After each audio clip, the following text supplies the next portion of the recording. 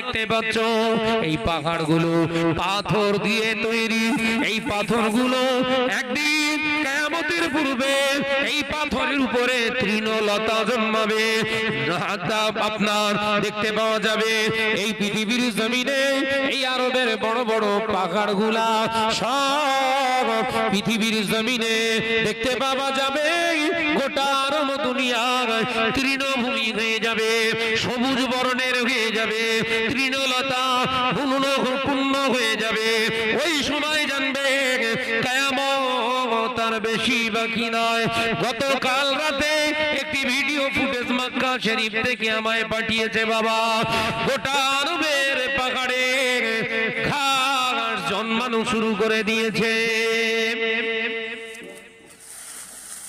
গতকালকে রাত্রি একজন আমাকে ভিডিও পোস্ট করেছে, মক্কা শরীফে কাজ করে, বলে ভাইজান আপনার ওয়াজের সঙ্গে আমার ওয়াজ না, সব রাসূলুল্লাহর ওয়াজ।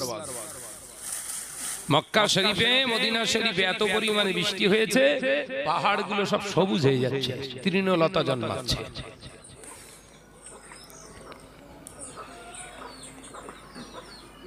মাথায় ঢুকছে ওয়াজ?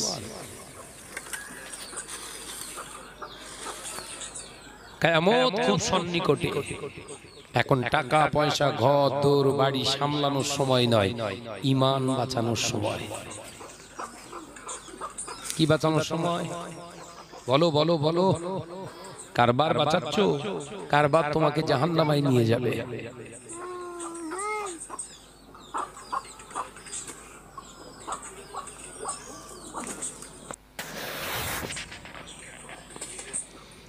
বিবি বাচ্চা কাচ্চা সামলাচ্ছ, সামলাও, কিন্তু এই বিবি বাচ্চা কাচ্চা যদি বিবির মতো বিবি না রাখতে পারেন, ওই বিবি এক নম্বরের শত্রু হয়ে যাবে। বাচ্চাদেরকে সত্যি যদি সন্তানের মতো মানুষ না করতে পারেন, ওই সন্তান আপনারা সন্তান থাকবে না, শয়তান হয়ে যাবে, সব আপনার শত্রু। নিজের ঈমান আমলটাকে নিজে বাঁচানোর চেষ্টা করুন। কঠিন সময় আল্লাহ আমাদের পাঠিয়েছে, তিনটে জিনিস ধরে রাখেন। নাম্বার 1 সবর। নাম্বার 2 যতটুকু সময় পাবেন ন্যায়ের রাস্তায় খরচা করুন। নাম্বার 3 রাসূলুল্লাহ মুহাব্বত অন্তরে রেখে দুনিয়াদারি করুন। সমস্ত পাপাচার থেকে আল্লাহ আপনাকে হেফাজত করবে। জোরে বলুন সুবহানাল্লাহ। জোরে বলতে পারো না? এই গরম পানি নিয়ে এসেছে তো, আমাকে একটু দেন।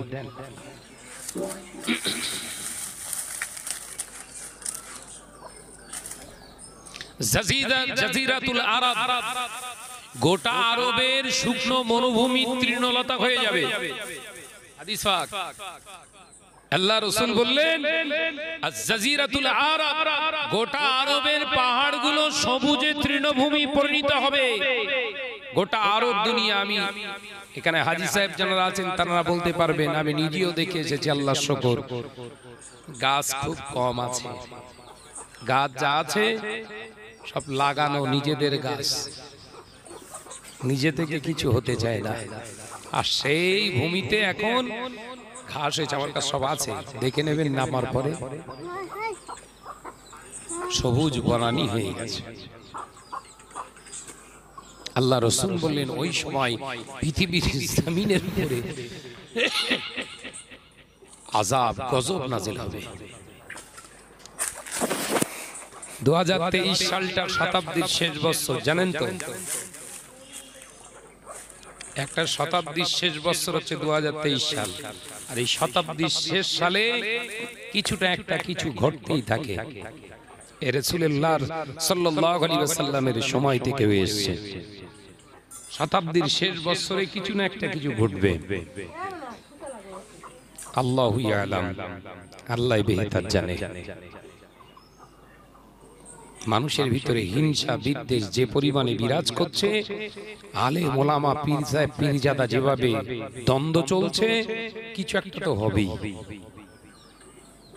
ভালো হোক কিংবা খারাপ হোক। কথা বুঝতে পেরেছেন? আমি একটু পানি খাচ্ছি বাবু। এই মেয়েটা আমার সাথে ওইটা একটা নিয়ে আয়। খুব গরম। ঠিক আছে, না না এরমই চাই। ভাইরা, নজনেরা, যুবকেরা, ছেলেরা, বাচ্চারা, পর্দানিশিনা মা বোনেরা, আল্লাহ নবী দোজানের বাদশা হাবিবুল্লাহকে, নবী জনাবে মুহাম্মদুর রাসূলুল্লাহকে সাল্লাল্লাহু আলাইহি ওয়াসাল্লাম পাক জবানে জানিয়ে দিয়ে গেলেন, ও বাবা সাহাবীরা, আমি রাসূলুল্লাহ জানিয়ে দিলাম, ওই সময় দেখতে পাওয়া যাবে মসজিদ ভর্তি মুসল্লি হয়ে যাবে, মুসল্লিদের অন্তরগুলো মসজিদের বাইরে থাকবে। ও বাবা সাহাবীরা, যারা মসজিদের ভিতরে থাকবে, আমি রাসূলুল্লাহ বলছি, পৃথিবীর জমিনে মসজিদে তারা যখন পা রাখবে, দুআটাও পড়বে, আল্লাহুম্মা আফতালি আবওয়াবা রাহমাতি। এর মানে হলো, হে মহান রব, হে আমার আল্লাহ, আমার জন্য তোমার রহমতের দ্বার উন্মুক্ত করে দাও। এই বলে তারা মসজিদে ঢুকবে ঠিকই, অথচ দুনিয়াদারির কথা মসজিদে বেশি হবে, আল্লাহর গুণকীর্তন কম হয়ে যাবে, দুনিয়ার আলোচনা বেড়ে যাবে। মসজিদগুলো খেয়াল করছেন? সব যে দেখলে মনে হয় যেন আড্ডা খানা। এই কথা বলছেন না কেন? আপনি জানেন মসজিদের ভিতরে একটা কথা বললে একটা গুনাহ। মসজিদে যান কি করতে? মাইনাস করতে না প্লাস করতে? এই জোরে বলে, মাইনাস করতে যান না প্লাস করতে? প্লাস করতে জানতো, তার মানে নেকি সংগ্রহ করতে জানতো। রাসূল বললেন, মসজিদের ভিতরে দুনিয়াদারির কথা মানেই মাইনাস।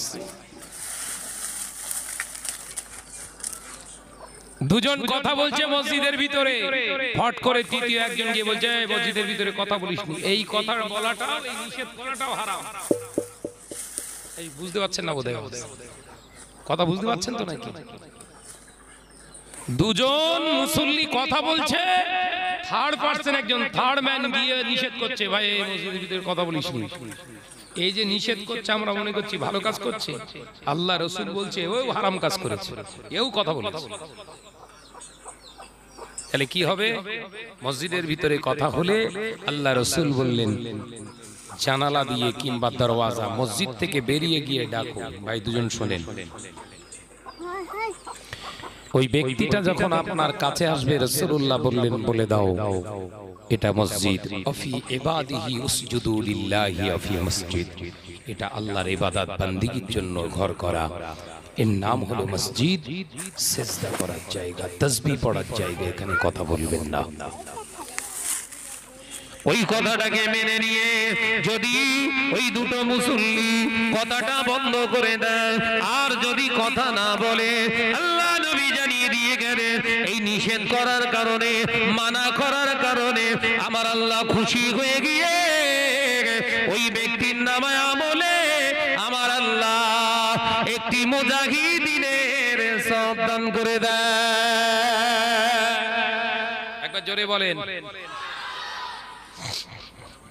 কথাটা বুঝতে পারছেন? তাহলে নিষেধ করার সিস্টেমও কিরকম? দুটো মুসল্লি কথা বলছে, আপনি যেন মোস্তানি করে ওখানে যাবেন না, তাহলে আপনি ধরা খাবেন। ওদেরকে নিষেধ করতে গেলে আপনাকে ওখান থেকে বেরিয়ে আসতে হবে। মসজিদ থেকে বেরিয়ে এসে ডাকুন, ভাই শোনেন, আসলো, পরিষ্কার বলে দেন, মসজিদের ভিতরে দুনিয়াদারির কথা বলা হারাম, বলবেন না। এই কথাটা বলার কারণে আল্লাহ আপনার নামায় আমলে জিহাদের ময়দানে গেলে যে সওয়াব, সেই সওয়াব দান করে দিল। একবার জোরে বলুন।